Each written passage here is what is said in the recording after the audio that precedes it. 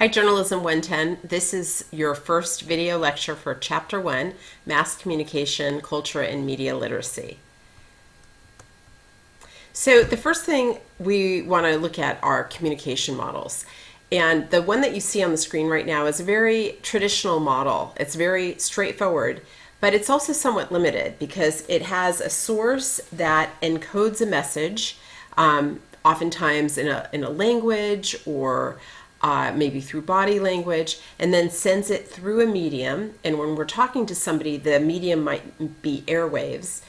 And then they send it to a receiver who decodes that message. So if the receiver understands English, they'll understand the message and decode it, producing some sort of effect.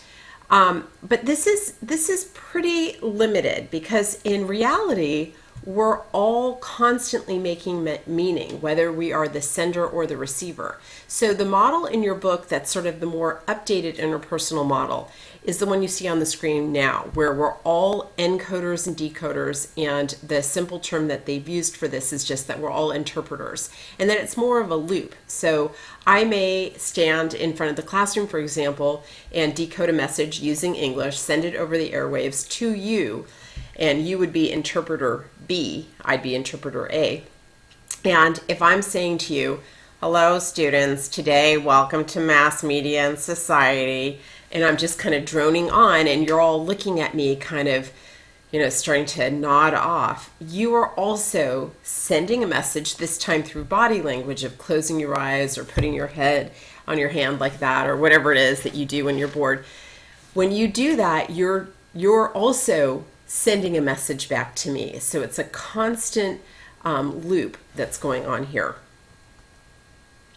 Now that's the interpersonal model. And by the way, that can take place even on a larger scale than what we normally think about as interpersonal. If you're at a concert, for example, you might be, watching your lead singer screw up a song. For example, think of Amy Winehouse in her last concert. And by the way, my stepsister and her husband were there. In Serbia, and unfortunately Amy Winehouse was completely drunk and unable to continue the concert, and a lot of people were really mad. So even though there were thousands of people there, they were giving her a message back. It was still face-to-face and interpersonal, and they could respond to each other. So the mass communication model differs. And by the way, with the interpersonal one, you don't necessarily need to be face-to-face. It can be mediated through, say, Google Hangouts or Skype, but that's still interpersonal.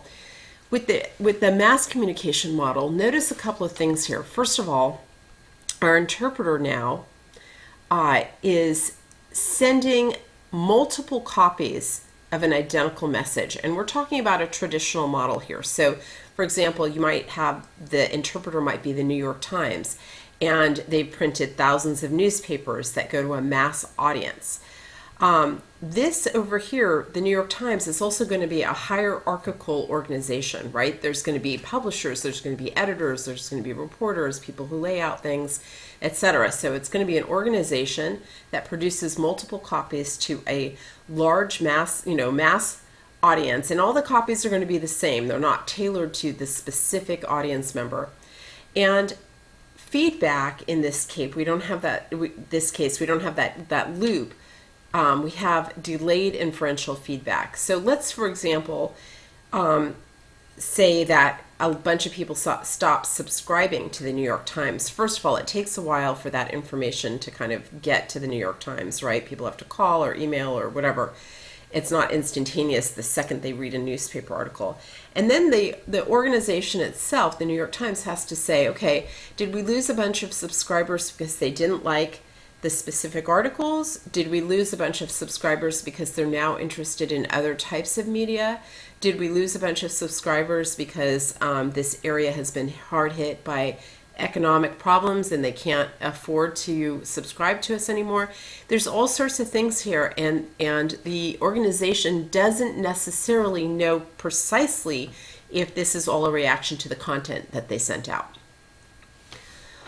All right, we will talk later about how the internet impacts that traditional model of mass communication, and this has been completely disrupted by the internet. And we'll talk more about that. But let me just say a couple of things about it here, which is that over here, this organization, it's no longer some hierarchical organization like the New York Times or CBS or NBC necessarily. It could be just you, on top of it, YouTuber, or you, a blogger, who's now sending out messages through YouTube or WordPress or Vine or whatever. And you may be still hitting a mass audience, but all sorts of aspects of this can change, particularly this organization piece, but we'll talk more about that later. Go on to video number 2.